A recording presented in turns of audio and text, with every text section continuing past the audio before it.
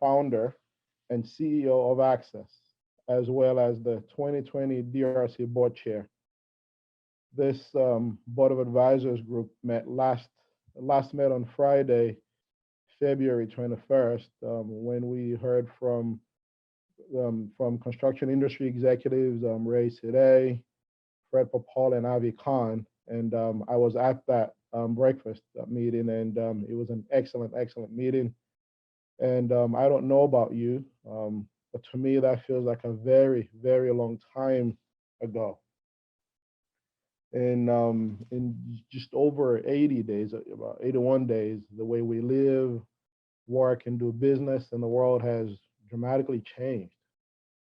This COVID-19 challenge has really altered the way we even do our work in our workspaces. It's also impacted our feelings of safety and security for sure. And it's certainly brought public health concerns and their impact on economic prosperity into focus as well. And, as I think about it, maybe more than anything else, it's really helped us clarify our basic values, if you really think about it. When the coronavirus arrived full force and decisions were made to shelter in place, the DRC team made the quick decision to focus on two things. Being a trusted voice of news and information, and also ensuring that members' concerns were heard and shared with the right decision makers. Very important two priorities. The DRC staff, led by Dale Petrosky, really proud of his leadership and the rest of the team throughout this crisis. They launched a fast-paced news website full of fresh and practical information. And a few weeks ago, a campaign to get workers displaced by this crisis, get them connected with opportunities in industries that are hiring, get them connected with jobs. You all may have seen that Emmitt Smith, the NFL Hall of Famer and DRC board member, is the campaign's official spokesperson. Emmitt is featured in TV and radio spots, on billboards and social media. I saw him the other day on social media, sharing the resources that we offer through the DRC's website at sayyestodallas.com. And we really appreciate Emmitt's help because we're seeing a lot more page views and a lot more engagement since he got involved in this. We're all doing things differently than we were just a couple of months ago, but our mission at the DRC never changes. And that mission is very simple, and we've shared this over and over again. It's to make the Dallas region the best place in the United States to live, work, and do business. And the way we see it, we want to make sure we bring all of our best resources to bear to manage through our current challenges and make sure that we're prepared. We're the best prepared region for success in the future. And the Dallas Regional Chamber and the Dallas Citizens Council have been working together every single day. You heard me say repeatedly that the communities that are best organized will get out this, will recover the fastest. The collaboration we have had with Fred Popal and Kelvin Walker has opened up a lot of opportunities for both of our organizations to do great work on behalf of our community. And more importantly, it's ensured that our business community has had a voice in every important conversation during this crisis. And I just want to say how very proud I am of their leadership and collaboration with us through this time. I'm looking forward to having that close collaboration even well after this coronavirus crisis is behind us. As an example, the DRC and the Citizens Council will be having a joint board meeting next week. It's next Tuesday, to focus on the needs of small business, which is so critical to our recovery as a region. I was on a call earlier today where we talked about some of this, and I heard a stat that just helps underscore how important this is. That our small businesses provide over 500,000 jobs in our region. And I also heard that 90% of them are really impacted and are needing help at a time like this. And that just helps underscore how important it is that as a business community, we come together to do all we can to help our small businesses at this time. Today, we're going to focus on two local business leaders who have been appointed by our governor and lieutenant governor to chair task forces to help reopen the Texas economy. Greg ALMOND, the president and CEO of Furniture Marketing Group, will share how his team is providing resources for a safe return to work. And also, Greg will introduce our distinguished speakers, James Huffines and Brint Ryan.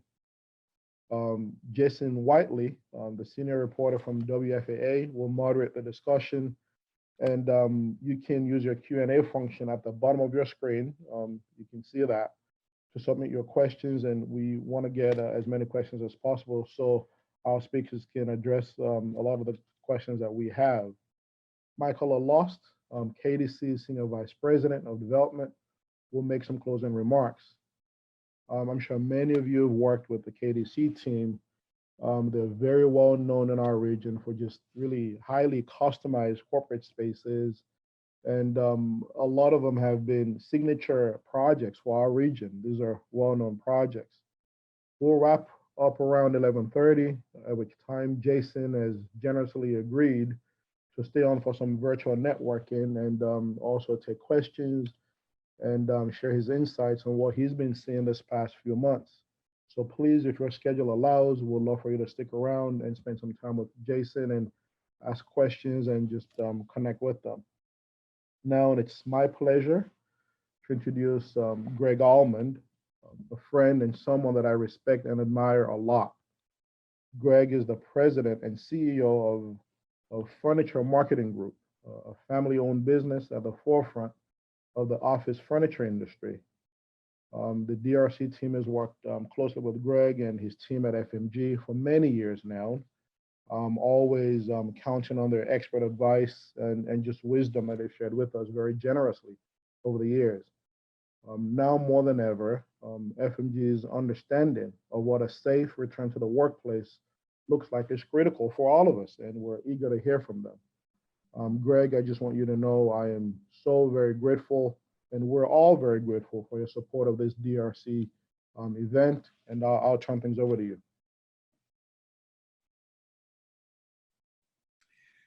Well, great. Thank you, John, and thanks to each of you for being here today. For the first time in 39 years of our history, every one of our clients are facing the exact same scenario. And that scenario involves preparing their offices for the return of its most valuable resources, their employees. Furniture Marketing Group is in a unique position to assess and identify specific areas for modification as it relates to social distancing while maintaining collaborative workspaces. As we audit existing as-built floor plans, we're identifying critical areas for modification. We then develop product solutions while maintaining the existing design criteria. I've got a few slides and a few things we can look at, for example, here today. We'll start off just with what we know, our current knowledge. We must address the existing facilities and primarily looking at the health and well-being of the employees. Realizing that employee well-being, interaction and collaboration in the office cannot be disrupted, but we know that what is here to stay is safety and physical distancing. So that's a challenge that we're seeing with every one of our clients, and solutions is what we're dealing with. The second slide shows just an example of a floor plate, a before and after. If you'll look on the left side, you can see what many of our clients, we have their existing floor plans in place, and we are able to go in and look at that with technology without even setting foot on the space. From that, we can develop areas of pinch points, if you will, areas that need to be addressed and need to be dealt with. Then finally, on the final example is the applications that we come up with. On the left, we have a before and after where we had the challenge of keeping collaboration, but we did need a barrier or something put in place. And what we were able to develop, design, and deliver within about 48 hours was a simple yet professional division and screen to be added to the existing station. On the right-hand side, everyone has lobbies, and an example here is we're not using any less capability of seating people, but by product modification, we're able to take into consideration the distancing that is required. Also looking at that reception area is potentially a high traffic area, and a few product screens that are professional and not as homemade as you might have seen out there quickly. So those are a couple of examples, and I wanted to share that with the regional chamber today. You know, Dale called me soon after COVID had hit and asked how we're doing. You know, our company was started and has grown because of our collective ability to offer workspace solutions. And I know that all of you will agree that there's never been a better time and a more critical a time to adapt. Our history of being solutions oriented has prepared us to continue to be a valued resource for our clients and prospects.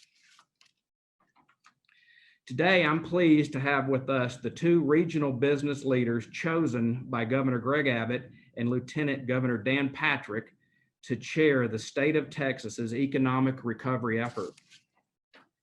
James Huffines, the former chair of the University of Texas Systems Board of Regents and successful commercial banker, is the chair of Governor Abbott's Strike Force to Open Texas. Additionally, James serves as the chair of the Southwest Medical Foundation. Brint Ryan, chairman and CEO of Ryan, is leading Lieutenant Governor Patrick's Texans Back to Work Task Force. Ryan is the largest firm in the world dedicated exclusively to business taxes.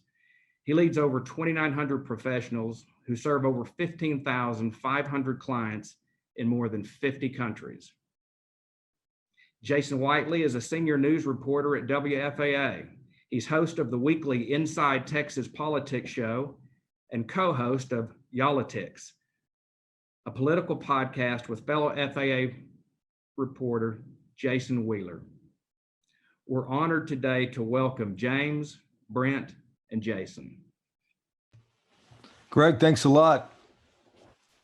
And as James and Brent are coming online here, we appreciate James. Thanks for coming online, and Brent, when you get a chance, there you go, sir.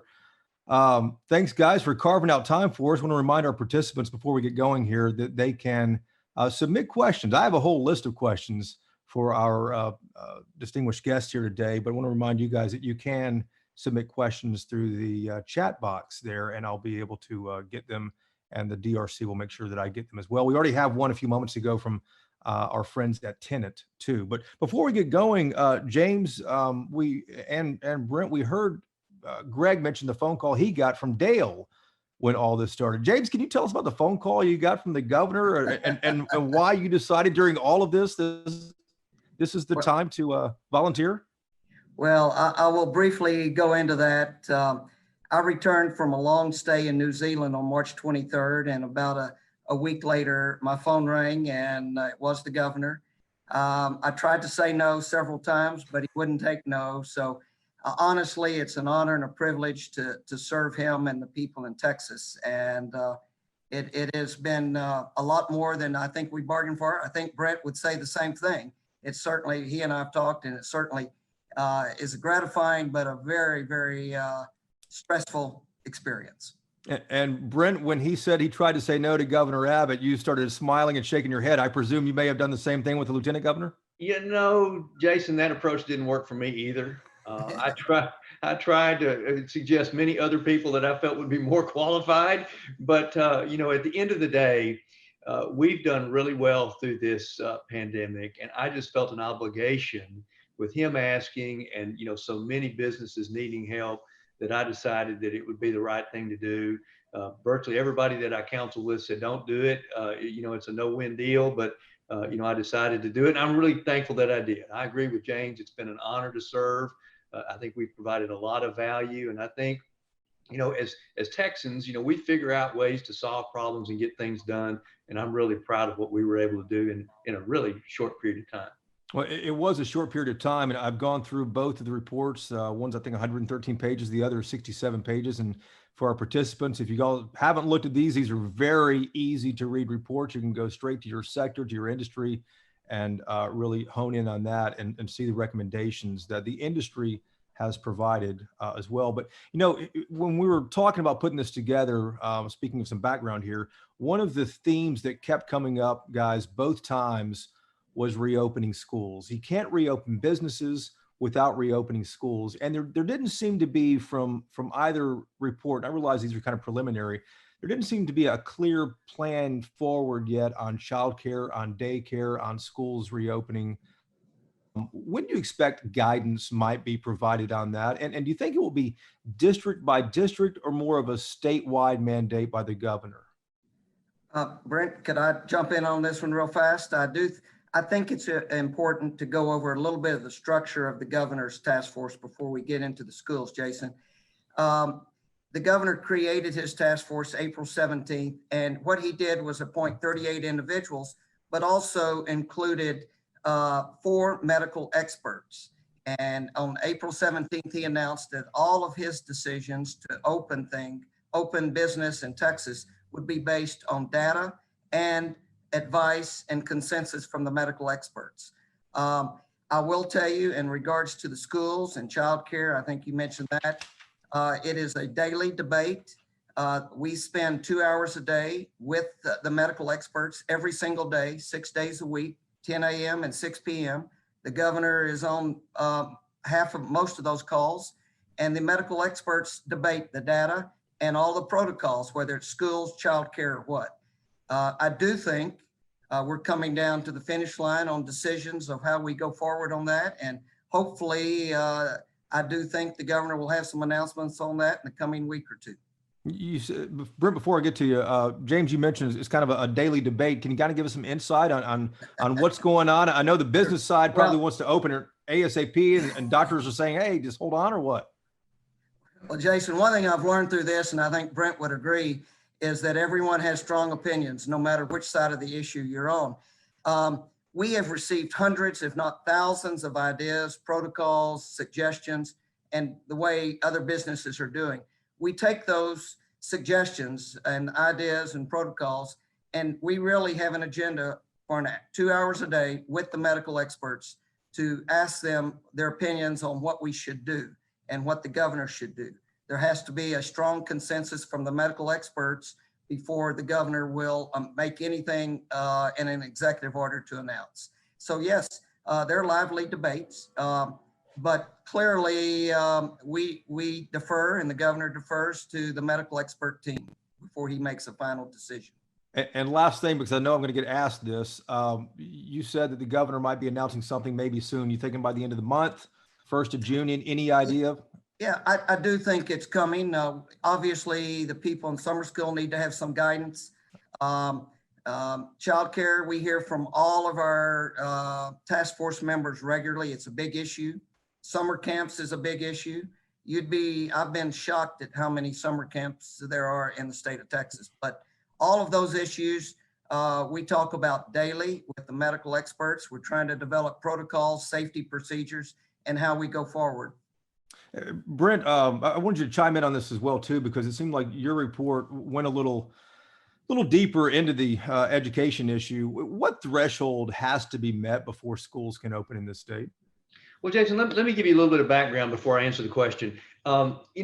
James by far had the more difficult assignment because they're on the front lines of grappling with the question of when. When can we safely reopen, and what are the steps to do that? Our charge was a little different. Our charge started after the governor's orders were issued. So what we did is we said, all right, we're not going to focus so much on the when question, but we're going to focus on the how question. So once those orders are issued, what's the next step? We had about 15 industry clusters, including education, and we thought about, okay, what are the things that we should do? And we really divided our focus into 3 categories. What can we do now? Meaning once the governor issues his order, what are the first steps you take? Then we focused on the next 100 days because there are resource constraints and there are other issues that have to be addressed. And then finally, one of the things that we got to do that James really didn't have time to do is we got to think longer term. What's going to happen next year? What can we do in the legislature? And so if you look, our a lot of our recommendations, and there were over 400 of them, really focused on kind of longer term things. You know, frankly, I like my job better than James because it comes with a lot less pressure. And it was fun to reimagine these things. But, you know, our committee on education, and we had two, you know, really strong education leaders, including Dick Collins and Bob McNutt. And the consensus of that committee was that, you know, we were recommending that schools open, you know, on schedule in the fall. You know, we believe that the actions taken by government were appropriate at the time because, frankly, nobody knew. Nobody understood the R naught factor. Nobody understood what was going to happen with this. And rather be safe than sorry, we support, you know, all of those initiatives. However, now we've got a much richer data set. The models are being refined. I mean, we've got 1,200, and this is tragic, I get it, but we've got 1,200 people in Texas who have passed from COVID-19 as of today. So we think with the appropriate social distancing and hygiene measures and stratification, we think stratification is key because there are at-risk groups that should shelter longer than the rest of the population. But our committee believes that childcare facilities and schools should open on time in the fall. And for our participants who might not have read both reports, I think, Brent, your report, which kind of has a little more of the opportunity of time, yours suggests maybe opening a few weeks earlier in August so teachers can get students caught up on what they may have missed in March, April, and May, and maybe over the summer. I noticed that yours specifically pointed that out. James, I wanted to ask you, is there a certain threshold that has to be met by to open schools?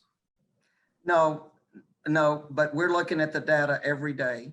The governor and the medical experts have certain metrics that we look at regularly. We will make a decision. The governor will make a decision probably in the next month or so for the fall schools. The last thing we want to do, the last thing the governor wants to do is open up and then have to go backwards and close. We only have one chance to get this right, to maintain our credibility. And right now, Texas is opening. We're making good progress. A lot of people don't realize we're second in population, but we rank 42nd to 46th in fatalities per capita. We're right there with Alaska, Hawaii, Montana, and Wyoming on the deaths per capita. That's impressive. Texans have done a really good job thus far of personal responsibility to get us where we are today. So I'm optimistic. I think Brent's optimistic that we can open up on time, but we've got to look at the data over the next month or two to see how the gradual reopening is affecting caseloads and hospitalizations. Gotcha. We're going to move on to different topics here. Just want to remind our participants who've taken the time out of their day to join us here that if you have your own questions, as I ask some, or as James or Brent say something, if there's something that sparks a question in your mind, you can submit that on your chat box there on your screen, and we'll make sure that we try to get that in. I'm leaving some time at the end of this conversation so we can ask your questions as well. Guys, let's switch off to the actual mechanics of reopening. I know both of your reports kind of went into this, but Brent, I wanted to ask you about, I think Monday, the 18th, next Monday is when the governor's order says that business offices can reopen.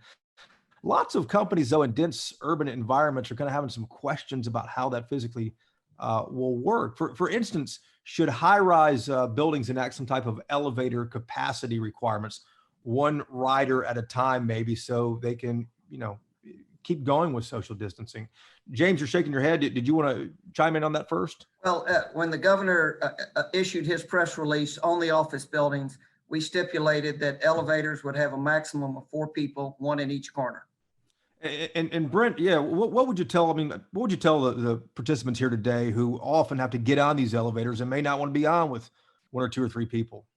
Well, you know, I think there are many smart ways to do this. We're in the process of doing this in our own company, and I support those recommendations.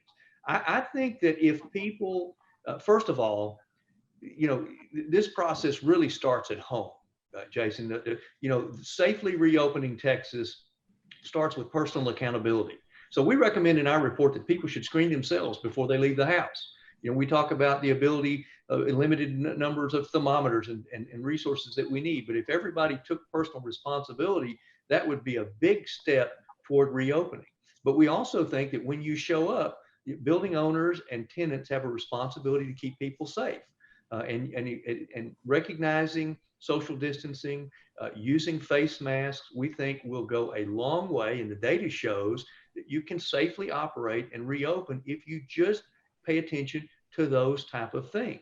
Now, we also saw that there are longer term things that can be done. You know, as we talked earlier from Greg Allman, you know, furniture solutions. We're looking at that longer term about, you know, what is the new normal and how is that going to be impacted? But, you know, we think you can easily do it, and we plan to do it. Now, we're going to do it in stages. So we're not bringing everybody back on day one. We're going to start doing it, you know, 25% at a time and phasing in and monitoring how things go just to make sure we do it safely. And our at-risk populations will be last in. You know, they're going to continue to work from home as long as necessary for them to be safe. And James, I'm curious about your organization as well too. Similar things already enacted there, I guess. My office. Yes.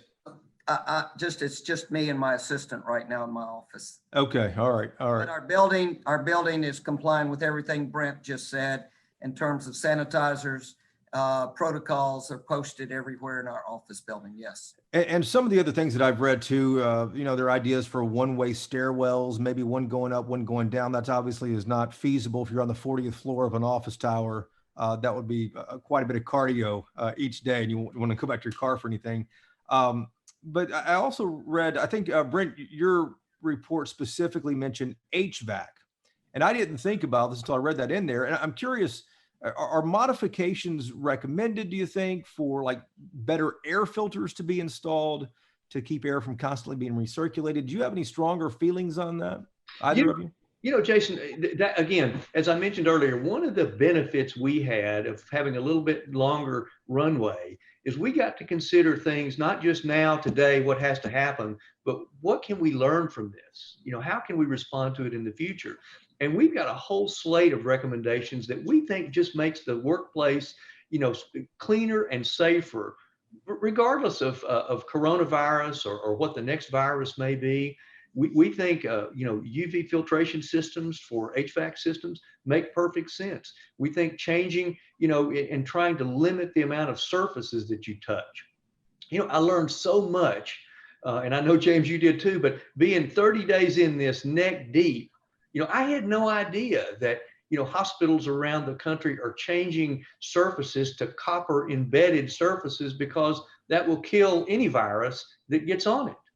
And I saw that, you know, personal protective equipment's now being fused with sodium chlorides or copper meshing so that you avoid the cross-contamination issue.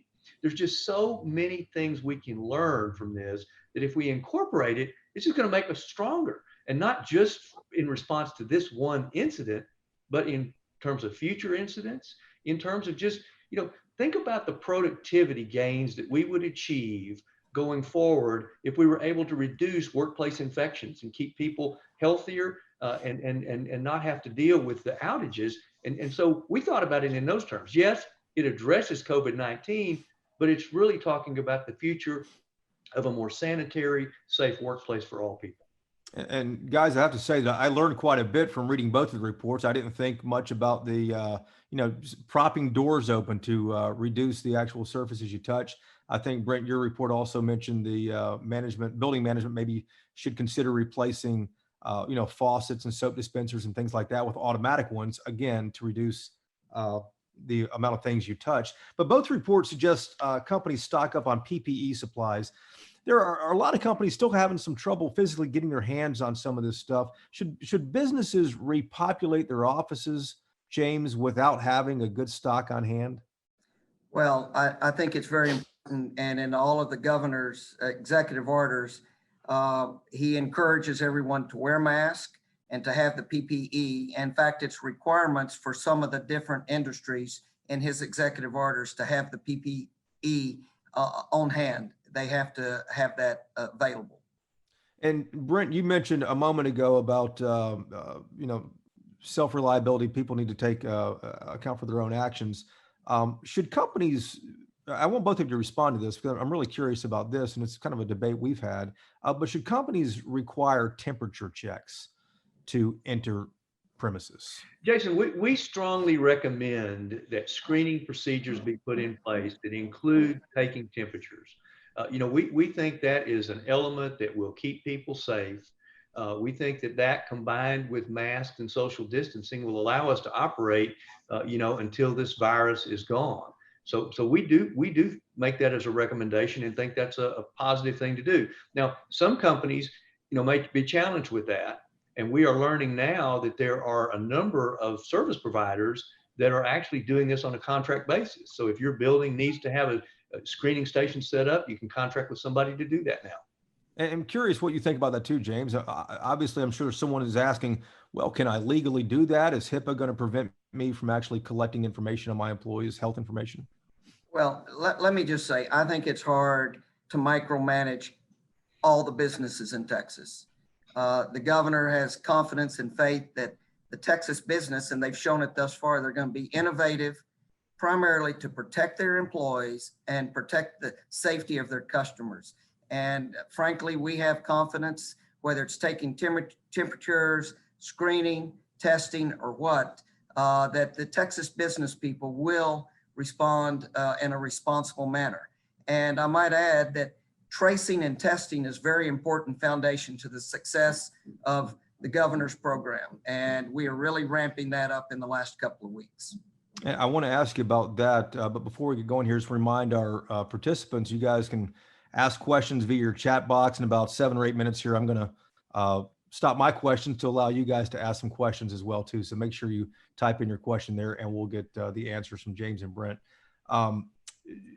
James, your report said the state is not recommending, though, that individuals without symptoms get a test just to check the result. But how will companies know if they have an asymptomatic carrier coming back to the workplace? Last week at the White House, Katie Miller, who's Vice President Pence's secretary, she got a test on Thursday, negative. She got one on Friday, positive. She had no symptoms at all. I mean, I would think businesses really want to know that. And her case is a pretty good example, isn't it? Well, the report that you referenced was printed about 3 weeks ago.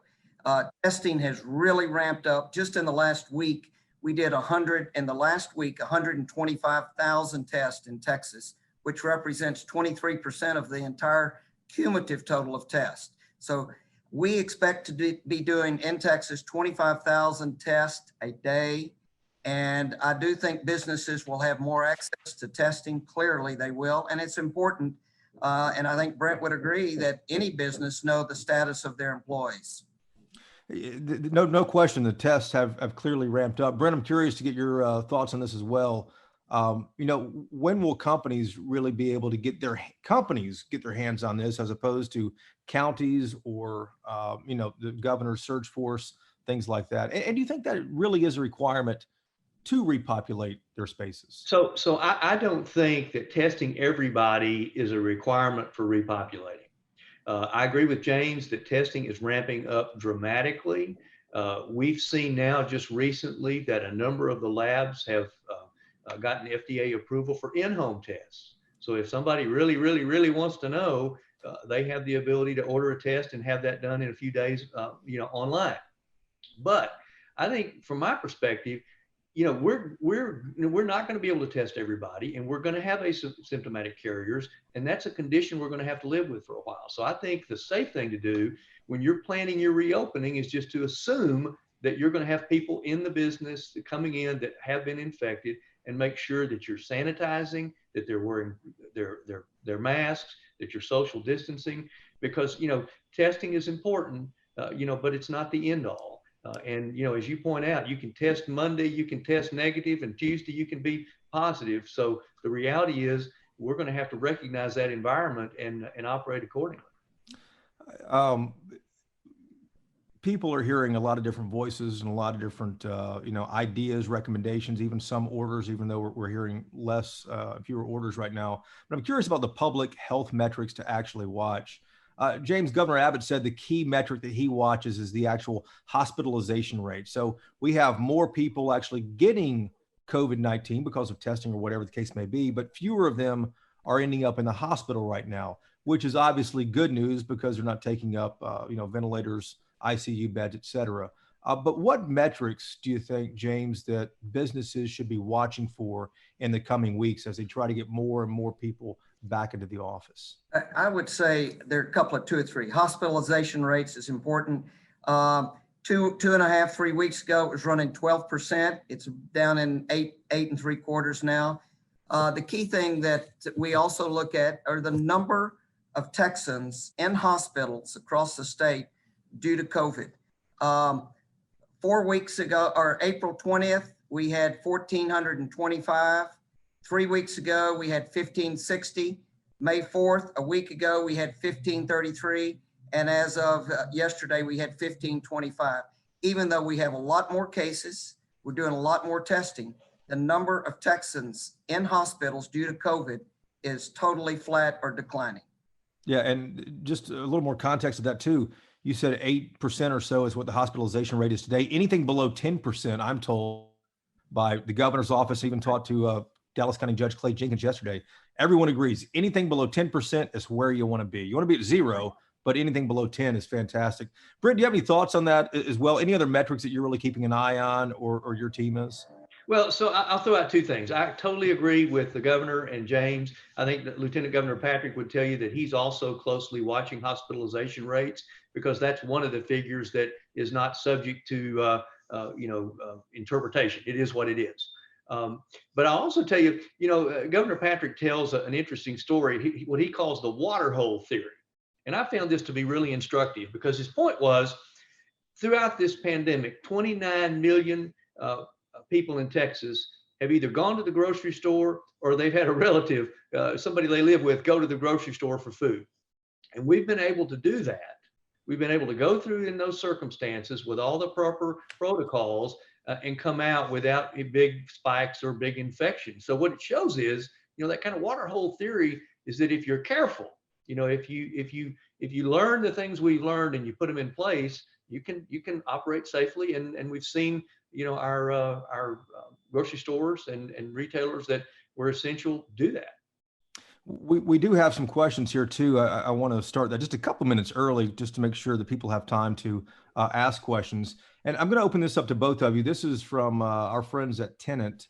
And they said, from an employment perspective, the primary question relates to the support for telecommuting as a means of ensuring social distancing. The previous directive from Dallas is that telecommuting should be used to the fullest extent possible, even for employees of essential businesses. The person writes that I have seen similar guidance in other markets. For example, in Nashville, Tennessee, the phased reopening there was work from home if possible. It's a direction for the first 3 phases there, and becomes optional in phase 4. But the questioner says, I believe the federal guidelines had similar language, and a statement from Governor Abbott aligning with that message in order to support social distancing and prevent transmission. That would be helpful. James, I know you talk to him more than any of us. Is that something you think that would help businesses as they try to figure out what their next steps are, starting Monday especially?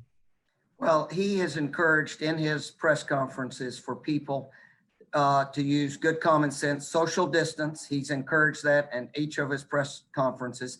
And he's also encouraged people to work from home if they can. And so he has stated that on several occasions. Are we kind of beyond the order phase? It seems like from everybody. I mean, I was talking to County Judge Clay Jenkins yesterday. Everyone's giving recommendations now. There aren't really any more orders, and it sounds like a lot of people are recommending things. Are we beyond the order stage? Well, the governor will continue to issue executive orders as we methodically open up Texas for certain industries, and that will continue probably for the next couple of months. Whether it's school or universities, large gatherings, weddings, whatever it is, there will be guidelines coming for the next several months through executive orders. Gotcha. Brent, here's another question for you. It says more about forecasting. Under what conditions should businesses shut operations back down? For example, if there's a positive test at their facility, do they need to close the entire floor, the entire store, the operation for 14 days? We don't believe, Jason, that that's necessary. In our group, we discussed that at length, And even though you're going to have cases, in fact, we believe we had one yesterday that we're dealing with in one of our offices, that's going to happen. But I think what you can do is make sure that person is removed and quarantined for the appropriate period, that you clean and sanitize the facilities, and that you monitor very carefully the health of those employees coming in and out and screening. It's just not feasible to shut an entire operation down because you have one person that has an infection. Many of those infections are imported and not necessarily related to that population. So again, as a business owner and operator, we're taking the approach that we're assuming that everybody has it.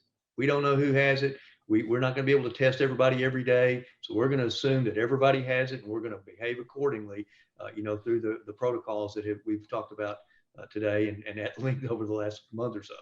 But if somebody caught it in your office, your assistant caught it, you wouldn't necessarily stop working at the office. You would just make sure that the area around there is clean, sanitized, disinfected, et cetera. That's correct. Okay. Jason, Yes, sir. let me add one thing there that, and I know Brent's familiar with these statistics, but basically 85% of the fatalities in Texas come from a very subset of our population. And Governor Abbott, working with Lieutenant Governor Patrick, have created a surge force to not isolate, but to test all the nursing homes, the employees and residents. And the big problem right now, a lot of our people on this call may not realize it, are meatpacking plants. Texas has 346 meatpacking plants, and they all have spiked with cases. And of course, we have the well-publicized spikes in the jails. So the governor and lieutenant governor have created a search force, a team of people to go in with doctors, tracing and testing to those areas when they do spike. Another question for one of our participants. James, we'll start with you on this one. What are your insights on economic recovery across Texas's communities? Do you think the rural ones that may not have been hit as hard, will they see it sooner, earlier than the urban ones, different regions, et cetera? People may not realize that the governor did issue a different standard for those counties that could certify they had less than 5 active cases.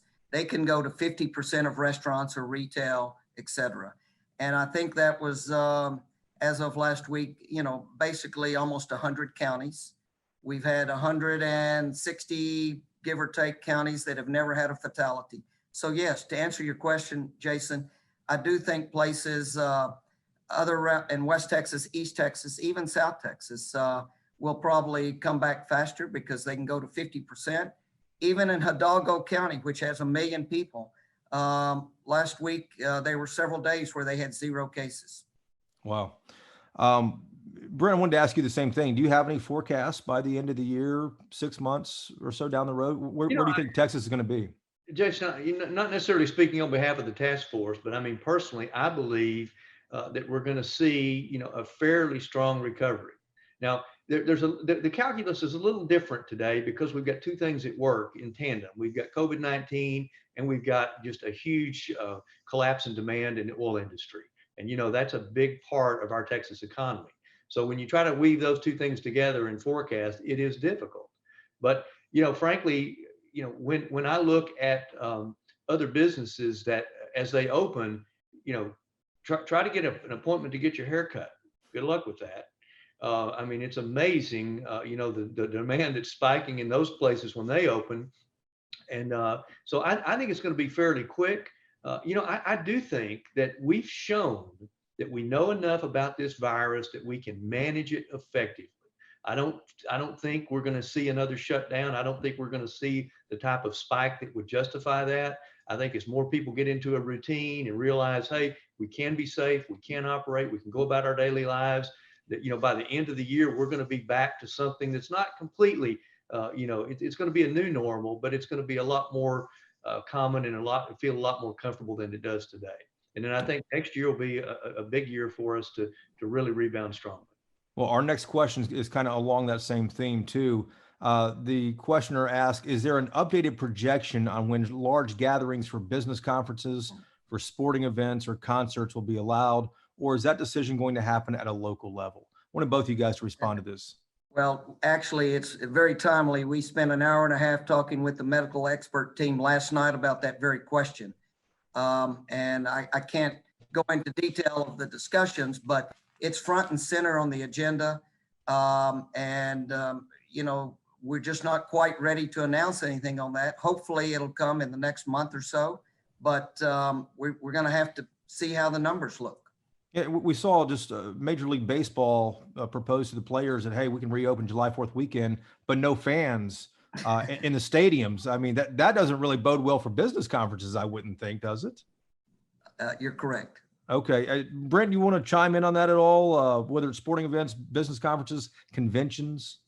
Well, I mean, I think those are going to be the last in terms of, you know, getting back together.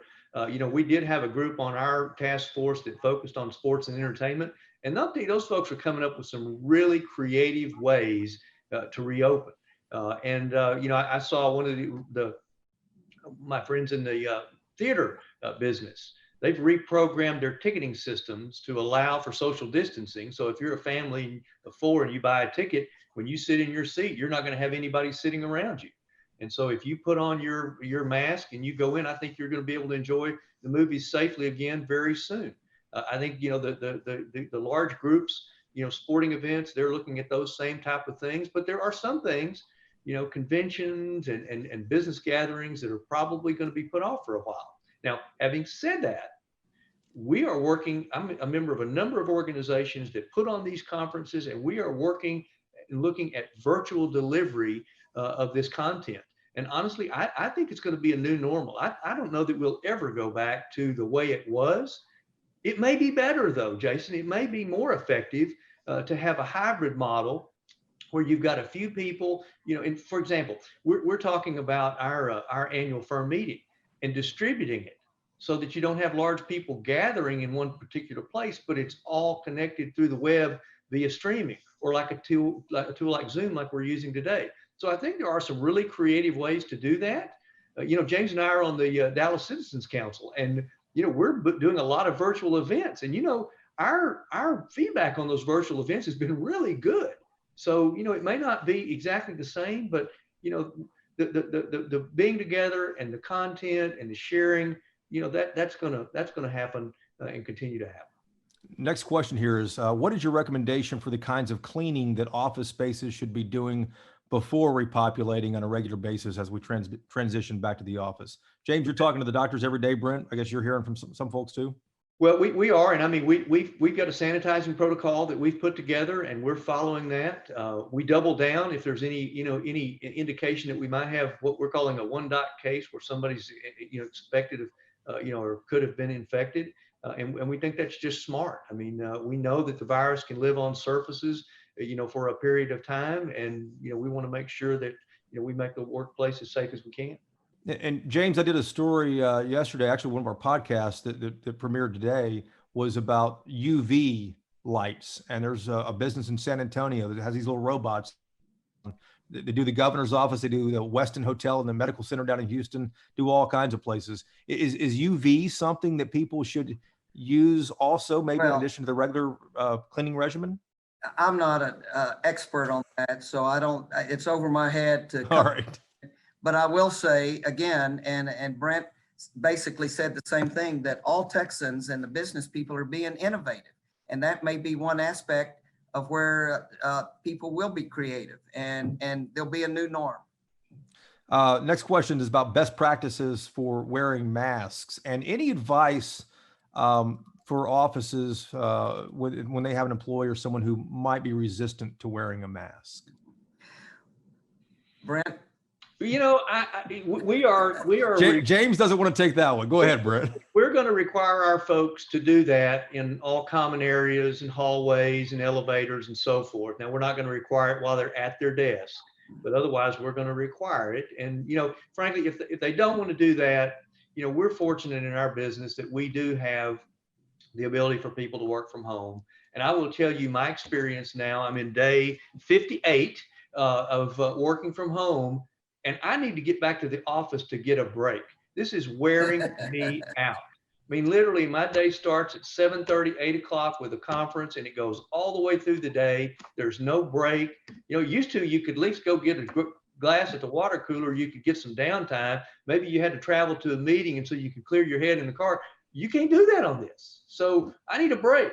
And anybody that doesn't think working this way is efficient, you come spend some time with me. I'll show you that it can be really, really efficient if you've got a good scheduler. Man, I hear you. Next question: consumer confidence. That is going to be the key to restarting the economy. Are there any messaging strategies to build that confidence back in the public? You know, Jason, I would say from the information I'm receiving from around the state, various counties, big cities, small cities, the consumers right now are reluctant to go back into restaurants or retail stores.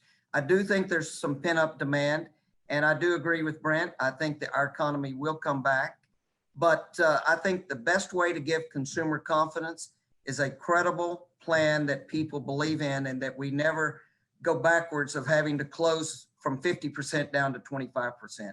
And that's one reason the governor's being very methodical, very strategic in his approach on this, because if the consumers realize we have a game plan that's solid and we don't go backwards, then I think they'll have a lot more confidence in the future. Brent, any messaging strategies you'd share? I totally agree with that. I think the more experience we have with this, the more confident people are going to be, because they're looking at the stats just like everybody else.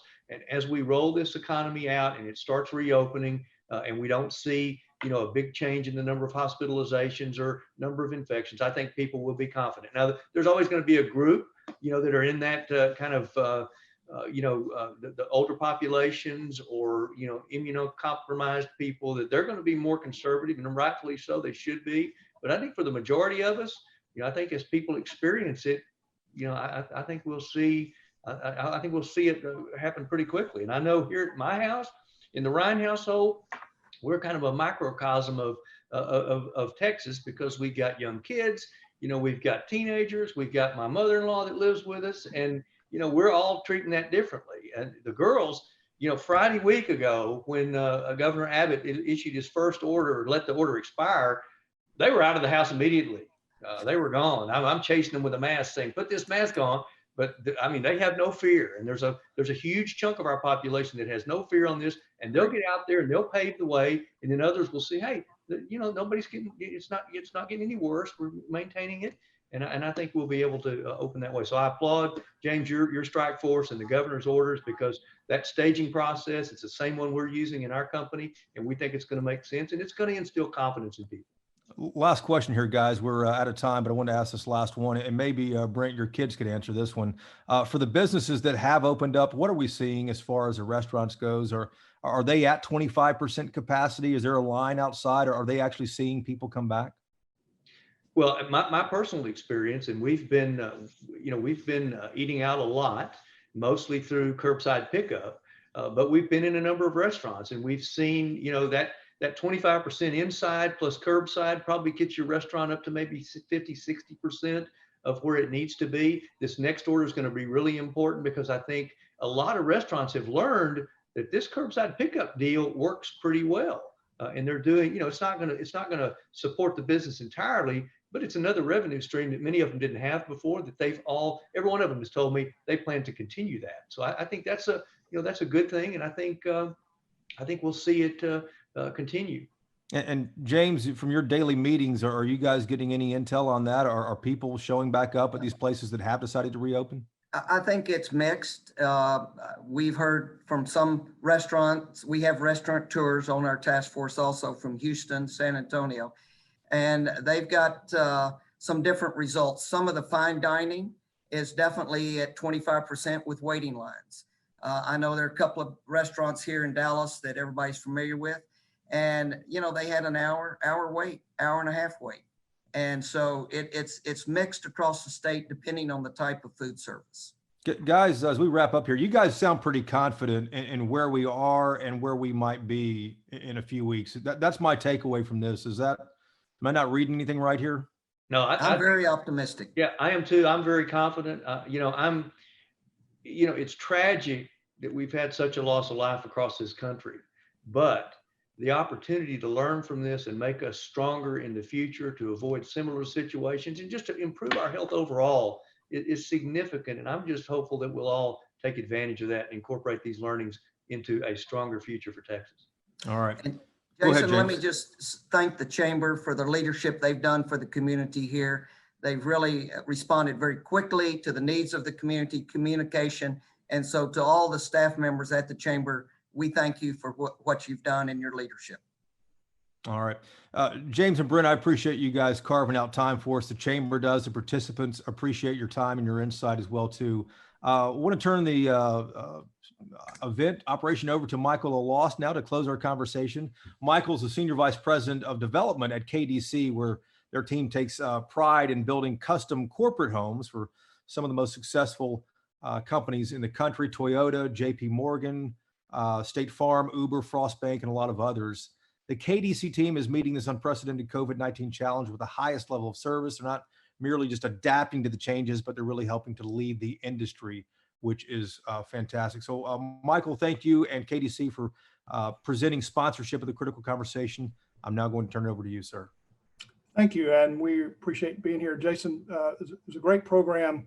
James and Brent did a really good job and enjoyed their insight, and also appreciate Greg Allman with FMG and the entire chamber for supporting this program. It's really been good.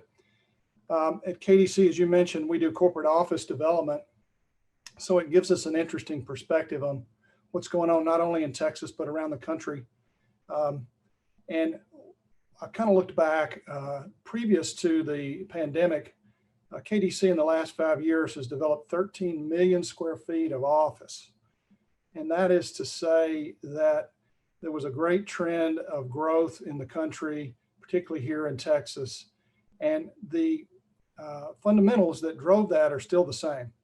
We still have our Texas values. The reason to be in Texas for companies has remained unchanged. In fact, I think this pandemic has really sort of tested our resolve and proven how strong Texas is. We've responded very rapidly to the problems that have arisen.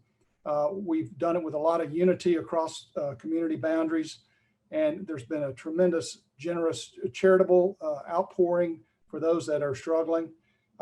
And people have come up with creative solutions, as our speakers mentioned, to solve some of these problems.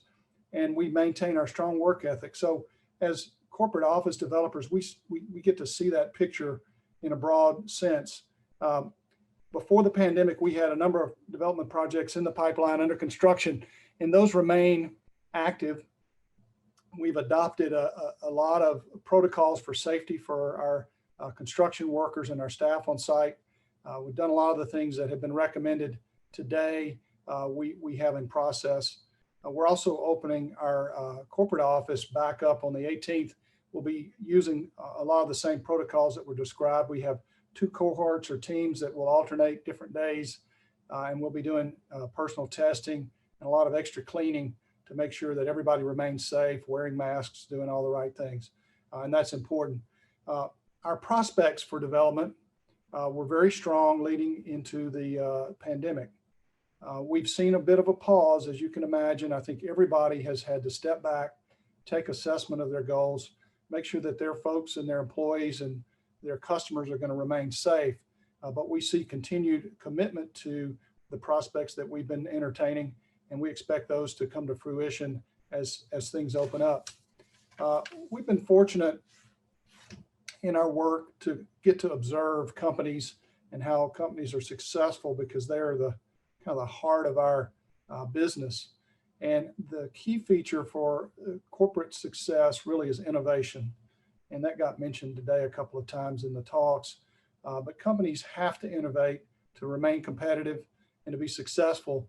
And it gives them the creative edge. And really, our technology, it's amazing what we've been able to do in terms of meeting and working. And certainly good planning can support innovation. But really innovation, the best innovation, the most creative ideas comes from spontaneous interaction. Meeting at the water cooler, visiting over lunch, bumping elbows at the copier, and exchanging ideas. And all of those things require personal interface or personal interaction. So we expect that even though there's been a pause, the corporate office and the business office, the industrial areas and manufacturing, all of those are going to still require space, and people are still going to want to get back together, and it's going to help us sort of generate that effort to be innovative. And, you know, our values remain the same. Texas values are still consistent, and they're going to be the reason that we continue to be the #1 home for business in the U.S. I've got a little housekeeping here, and I want to, again, thank the Chamber for hosting and our moderator and our speakers. We know your time is valuable, and we appreciate all of our audience spending time with us today. It's been very valuable. We have a Board of Advisors event next Wednesday, May 20th, with Mark Cuban, and Mark has a lot of great ideas. He's going to be an exciting speaker and worth tuning in for. You will all be getting a registration information delivered by email tomorrow, I believe. So be watching for that in your inbox. Thank you for joining us. I look forward to seeing you very soon. And hopefully after 8 weeks, I will have a fresh haircut. Stay safe, and we are adjourned.